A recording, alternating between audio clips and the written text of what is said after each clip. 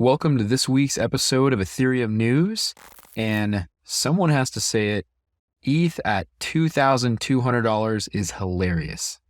Let's dig in.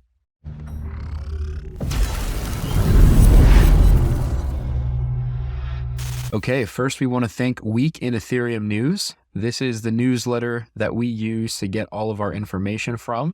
So do head to weekinethereumnews.com and subscribe. It is free, and you will get all of the news directly to your email inbox. And first, we'll start with the Layer 1 news. This is the Layer 1 Ethereum blockchain, where all of the main action is happening. First, we'll look at ultrasound money. We'll see that the Ethereum supply went down this week, almost by 1% on an annualized basis, and a total of 18,000 ETH was burned.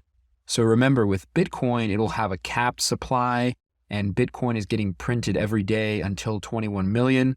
Ethereum is unique that the supply is actually going down, so that's even more bullish than the Bitcoin hard cap. And let's dig into what Ryan Shan Adams from Bankless said. He said, someone has to say it, ETH at 2.2K is hilarious. And he basically goes on to say that Ethereum right now is very, very, very cheap. It produces 2.7 billion in annualized profits, which from a price to earnings ratio is only 98. That's basically less than Zoom and slightly higher than Amazon.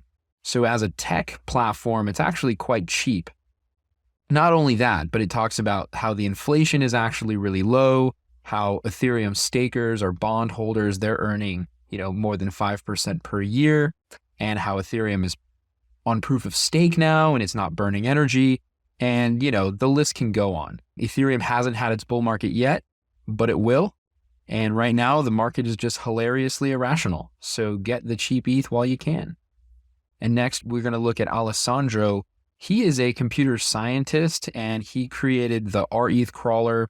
Basically, it's just a tool for looking at the Ethereum execution layer, the layer 1. And this is a bit complicated, but the good thing about it is it offers valuable insight into the Ethereum network structure. And it answers questions like, what are the clients that are used to make sure we have client diversity? Where is it geographically distributed? What are the operating systems and programming language among those clients? And more information. As we know, with decentralized blockchains, we want to have a lot of people running nodes across various different forms of those node software in various locations around the world, and our ETH crawler is a new tool that allows us to track that. Next, Rescue Node is now available to all solo stakers. So if you stake at home in your own computer, you now have access to a fallback beacon node in the case of maintenance or emergencies. And you can even get access to this for 10 days at a time, twice a year. And I believe it's free. So go ahead and check that out if you're a solo staker.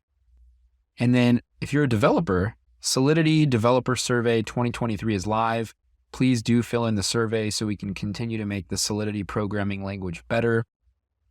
And next, we had an announcement from ethernow.xyz.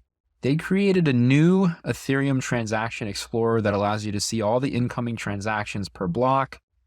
With various different information. So this is a block explorer similar to Etherscan, and it's another option sort of like Parsec. Parsec was another announcement that came out this week with a new high context block explorer.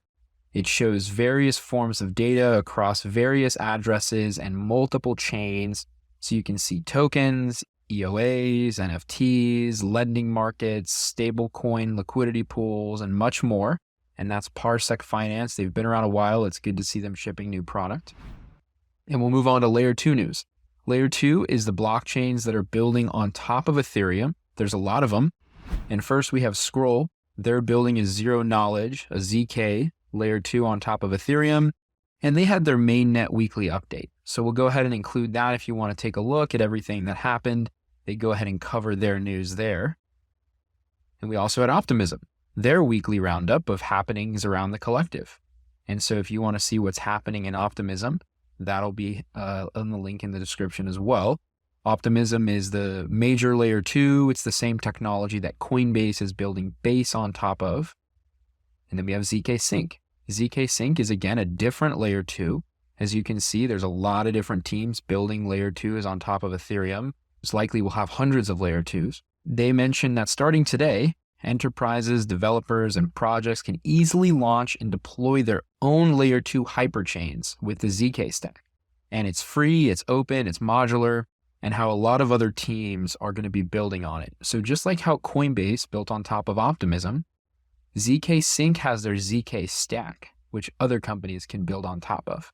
And it goes into the benefits of the ZK stack. Next, Retro PGF. This is part of the Optimism community. This is the retroactive public goods funding. And what that is the community looks at everything that was developed and deployed on Optimism, and then they decide, hey, which of these is valuable, and they'll go ahead and retroactively fund them. So they wait for them to deploy their project and have some success, and then they fund them after. So it's a way, instead of getting funding before you do something, go ahead and do something good, and then we'll go ahead and fund you after. And so it's a very good thing that's happening in the Optimism collective. Next, Grow the Pie on XYZ. They announced that yesterday marked a new all-time high in terms of fees paid on layer 2s. And it was a total of $1.25 million on December 7th. And this was fees paid to Ethereum stakers, across all of the layer 2 blockchains. So Linnea and Arbitrum and ZK Sync and Optimism and Base, etc. So it's good to see layer 2s are flourishing on Ethereum. And then we'll go ahead and take a look at the ecosystem news. This is various news across layer 1 and layer 2, particularly teams that are building on top of Ethereum for their consumer apps, etc. The first one is Coinbase Wallet. Now it said sending money is now as easy as sending a text. And Coinbase Wallet introduced a new way to make sending money easier, cheaper, and faster. And basically they allow you to just share a link across any messaging app. That can be WhatsApp, iMessage, Telegram, and other social. And the person could basically collect money. So you send it easy, cheap, and fast. That's exciting. And then Matcha announced cross-chain swaps. So if you want to make a transaction across Ethereum to Base or to Polygon or to another chain, Matcha is a product that makes that easy across 7 networks. And as we know, they aggregate liquidity across hundreds of DEXs. So Matcha is something that I really love. I use often. If I want to make a swap, it's, in my opinion, much better than Uniswap. And then Aragon, this is governance software. It allows projects to coordinate and vote on various things in their ecosystem. They deployed some of their software and app on top of Arbitrum. Arbitrum is another one of the top layer 2s in Ethereum, the actual largest layer 2 by money and value. And then we had Polygon Labs retweeting Yearn. Yearn Finance is a yield aggregator. It allows you to have a one-stop shop to deposit your assets and earn yield. They announced that the OG DeFi yield aggregator is making leaps and deployed on Polygon first, the version 3. So Yearn announced their version 3 and it's live on Polygon. Go ahead and check that out. And then we have Altura NFT. They announced their innovative gaming infrastructure for Web3's most important tools is now live on Base. So you can expand your horizons if you're a gamer, a developer, a studio, and any kind of Web3 community. It's now available on Coinbase's chain, Base. And then getting towards the end here, we have security news. The founders and majority owner of a cryptocurrency exchange pled guilty to unlicensed money transmitting. So Blitz Latau, they processed more than 700 million in illicit finances and funds. You can go ahead and read into this. Anatoly, the founder, and a few other people pleaded guilty, and they had their assets seized. But it's good to know that the bad actors are continuing to get cracked down and the good actors are going to flourish. And then we have Gnosis Safe. This is security news because Gnosis Safe is the largest smart contract wallet on Ethereum. They also have their multi-signature product for institutions and DAOs and corporations. And they have a new recovery hub, the Safe Recovery Hub.